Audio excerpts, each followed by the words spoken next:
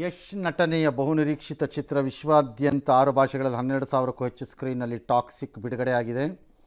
ಅದ್ಭುತವಾಗಿ ಯಶಸ್ಸಿದೆಯಂತೆ. ಅದರಲ್ಲಿ ಕಟೌಟ್ಗೆ ಹಾಲಿನ ಅಭಿಷೇಕ ಎಲ್ಲ ಮಾಡಿ ಪಟಾಕಿ ಸಿಡಿಸಿ ಎಲ್ಲ ಸಂತೋಷಪಟ್ಟಿದ್ದಾರೆ. ಮೊದಲನೇ ದಿನವೇ ಅದೆಷ್ಟು 100 ಕೋಟಿಗೂ ಹೆಚ್ಚು ಗಳಿಕೆ ಎಲ್ಲ ಮಾಡಿದೆ. ಫುಲ್ ಮಾರ್ಕ್ಸ್ ಅಭಿಮಾನಿಗಳೆಲ್ಲ ಕೊಟ್ಟಿದ್ದಾರಂತೆ. ಚೆನ್ನಾಗಿದೆ ಅಂತ ಹೇಳಿದ್ದಾರೆ. ಸಂತೋಷ. ಬಟ್ ನನಗೊಂದು ಡೌಟ್ ಇದೆ.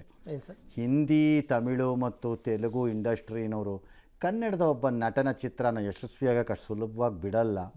ದೊಡ್ಡ ಪಿತೂರಿಗಳೇ ಇರತ್ವೆ. ಕಾಲ್ ಎಳಿಯಕ್ಕೆ ಅಂತಾನೆ ಕಾಂಟ್ರವರ್ಸಿ ಮಾಡೋರಿಗೆ ಬೇಡ ಅಂದ್ರೆ ಬಿಟ್ಟರೇನಿಲ್ಲ, ಮಾಡ್ಲಿ ಬಿಡ್ಲಾ. ಕಾಲ್ ಎಳೆಯೋರು ಯಾವತ್ತಿದ್ರು ಕಾಲ್ ಕೆಳಗಿರ್ತಾರೆ.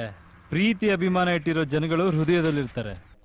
ಎಚ್ಚರಿಕೆಯಿಂದ ಇರುವುದು ಉತ್ತಮ ಎಲ್ಲರೂ ಮೇಲ್ನೋಟಕ್ಕೆ ಅಂತ ನನಗನ್ಸತ್ತಪ್ಪ. ಇದು ವೈಯಕ್ತಿಕ. ಅದು ಶುರು ಆಗಿದೆ ಅಂತನೂ ಆರೋಪ ಕೇಳ್ಬಾರ್ದು. ಗೊತ್ತಿಲ್ಲ ನನಗೆ ಯಾಕಂದರೆ ಕನ್ನಡದ ಒಂದು ಚಿತ್ರನ ಅಷ್ಟು ಸುಲಭವಾಗಿ ಹಿಂದಿಯವರು ಒಪ್ಕೋತಾರೆ ಅಂತ. ಅವ್ರಿಗೇನಂದರೆ ನಾವು ಒಬ್ಬರೇ ಈ ಪ್ರಪಂಚಕ್ಕೆ, ಅವ್ರವರೇ ಇರಬೇಕು, ಅದೇ ಫ್ಯಾಮಿಲಿನವ್ರು ಇರಬೇಕು, ಅವ್ರದ್ದೇ ಮೊಮ್ಮಕ್ಕಳು ಬರಬೇಕು, ಅವ್ರದ್ದೇ ಮರಿ ಮಕ್ಕಳು ಬರಬೇಕು, ಅವ್ರವರೇ ಹೀರೋಗಳು, ಅವ್ರವರೇ ಹೀರೋಯಿನ್ಗಳು, ಅವ್ರವರೇ ಪ್ರೊಡ್ಯೂಸರ್ಗಳು, ಅವ್ರವರೇ ಫಿಲಮ್ ಡೈರೆಕ್ಟರ್ಗಳು, ಅವ್ರು ಮಾತ್ರ ಇರಬೇಕು.